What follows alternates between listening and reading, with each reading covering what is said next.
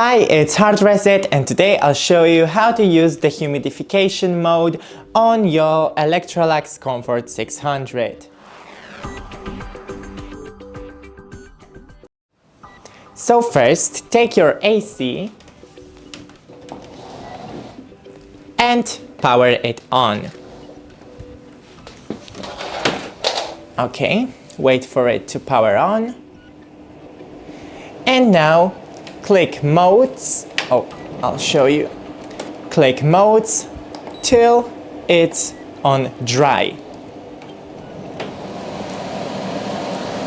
I know it's kind of loud, so I'll turn it off, but for the record, let's pretend that we have dry mode turned on. And now, when the dehumidification is ended, turn off your AC,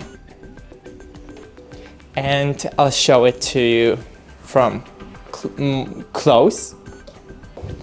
Now put something in here that will catch the water and unscrew this. Now the water should flow, and after that just screw it back in, and that's it. So we're done. Thanks for watching. Don't forget to leave a like and see you in the next one.